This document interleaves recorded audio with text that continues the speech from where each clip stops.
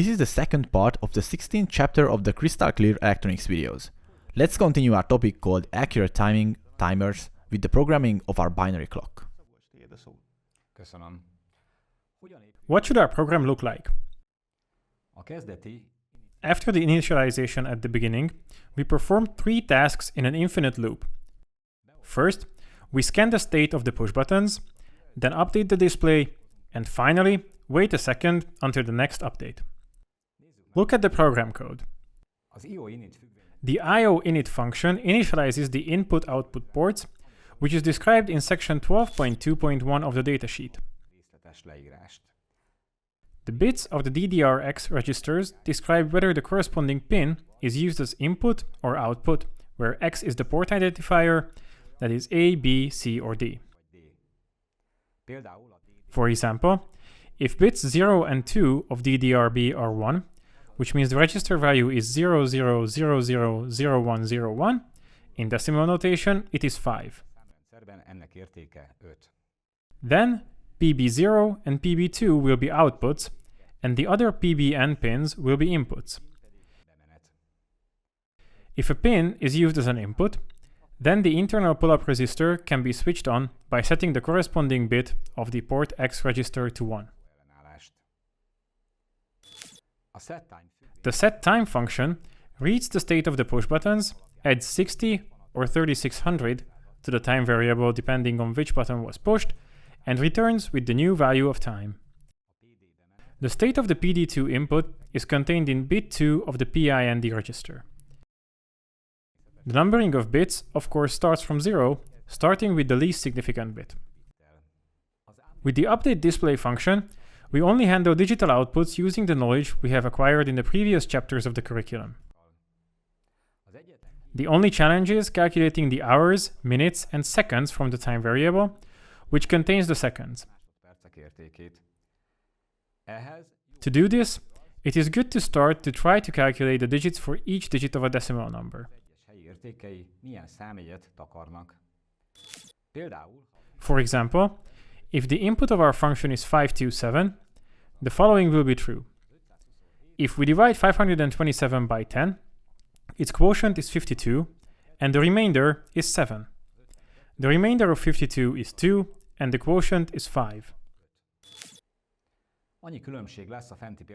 There will be a slight difference from the above example, because while the digits of a decimal number are always less than 10, the seconds and minutes need only be less than 60, and the hours less than 24.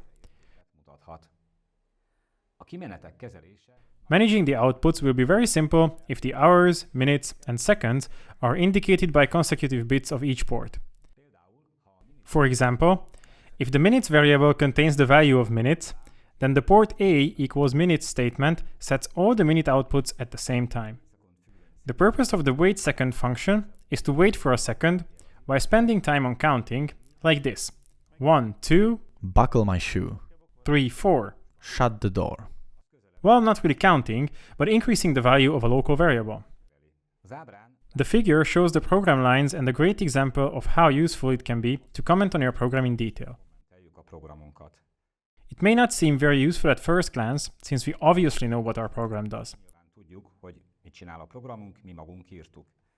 We wrote it ourselves, but consider that months or years later, when we open the program without the comments, it would be a struggle to figure out what a particular part of the program does.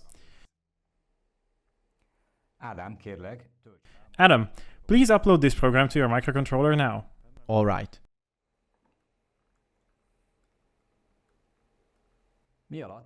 While Adam is uploading the program, let's look at what assumptions we made while writing this software, what we had to measure or experiment with, and what problems we faced.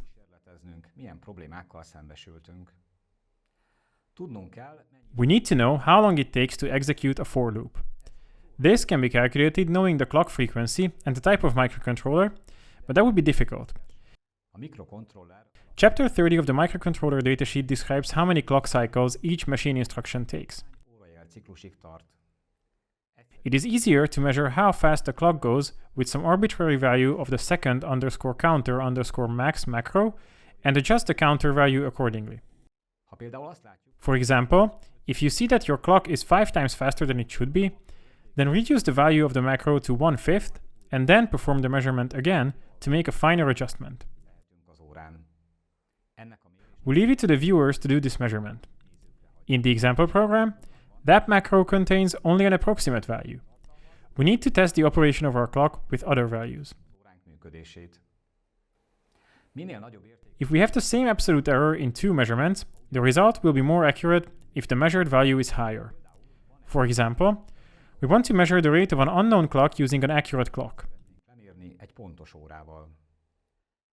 This can be done by measuring with the accurate clock how much time it takes for the clock to be measured to advance by 1 minute. This measurement will have a fixed error, say 0.2 seconds, due to the manual handling of the stopwatch.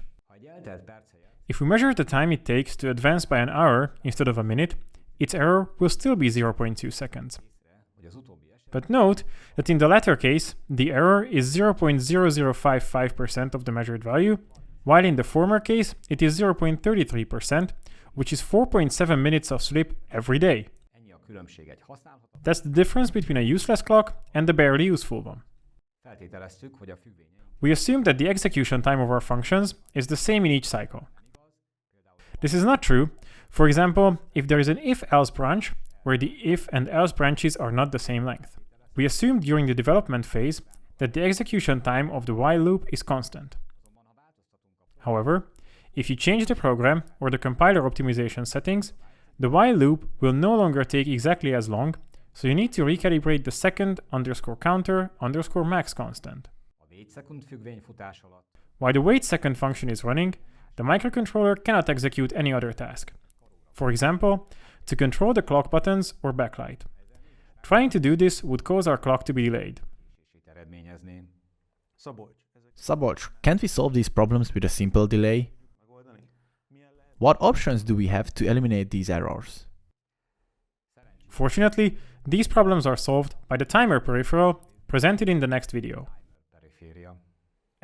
This was the second video of the 16th chapter of the Crystal Clear Electronics curriculum, so stay tuned. All useful links are accessible in the video description. If you haven't already done so, subscribe to our channel. Bye!